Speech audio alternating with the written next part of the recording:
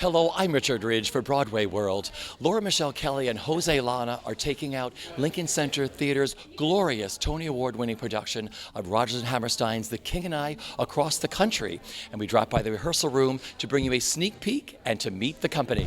Getting to know you, getting to know all about you, getting to like you, getting to hope you like me. To know you, putting it my way, but nicely.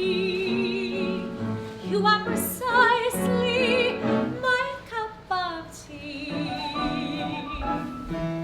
Getting to know you, getting to feel free and easy. When I am with you, getting to know what to say.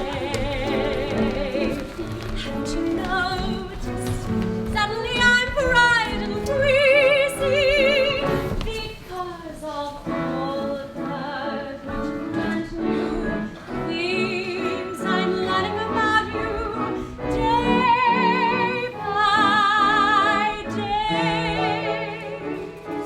I've worked on the show for so many years, actually now for a couple of years, and I got back and I was like, oh, but there's something about this group and this group of singers which has really reignited my whole love of the piece. Jose couldn't possibly be better. He took over for Ken. And Laura Michelle is a revelation. She's so beautiful and so fluid in her voice and so effortless and in the thoughts as an actor. It's been really great. It's all about casting. Yes. And I mean, you always work so hard with all of your shows. Yeah. Was this hard to cast the tour? Or find who you wanted? It took a long time to find who I wanted, and a certain amount of begging to get them to do it. Because I think that you have to go the extra step if you're a director, and you have to really, really make sure that if you've identified people and you can really convince them and networks and everybody to kind of figure out how to do it, it's worth it. It will actually make the tour be so much better. And being lucky enough to have both Jose and Laura Michelle has been quite a mitzvah. I have dreamed that your arms are lovely. I have dreamed what a joy you'll be.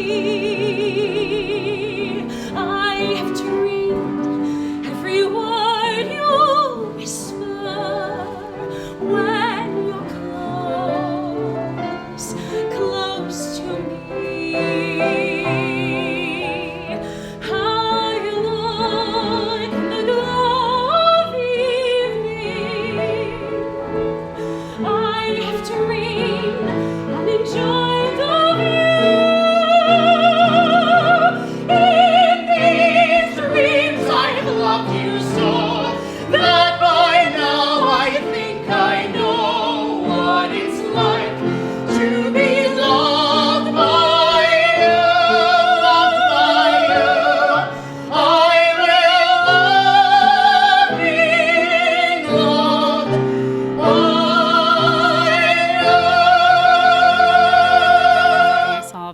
At Lincoln Center, literally the show right after the Tony Awards. It was so gorgeous that I wanted to be a part of it for so long. So it's a real joy to finally, feel like you're part of the family. Yeah, absolutely. I saw the show actually at my grad school showcase.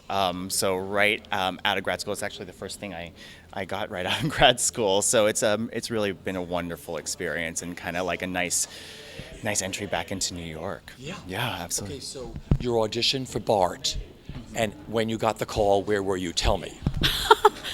I had just left the final callback, and I was walking on the street on my way to the knee doctor, and I might have screamed in the street, and my knee doctor was the first one that got the whole spiel. Guess what happened? Yeah, my poor knee doctor. Your knee felt a lot better, right? My knee was cured instantly. Instantly cured.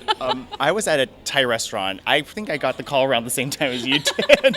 Right after the final callback, I was having a plate of my favorite Thai food, and then I got a call, and I was like, "Excuse me."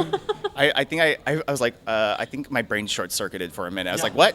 And I was with my friend Alex, and so she found out right then and there, and it was an awesome feeling. The music is timeless. The issues are relevant over and over power parallel to what's going on now. It's such an honor, and especially this production, because it shows you the issues behind the glamour of cardinal and gold and of what is the theme color mostly of the stage. Yeah. Talk about the role that you play. The role that I play is somebody who is, I'd like to believe, she's born a leader. She's a very quiet commander-in-chief. She gets things done. She embraces both what is traditional laws of Siam and also is open to modernism. There are times I almost think nobody's sure of what he absolutely knows. Everybody finds confusion in conclusion he concluded long ago. And it puzzled me to learn that though a man may be in doubt of what he knows, very quickly will he fight. He'll fight to prove that what he does not know is so.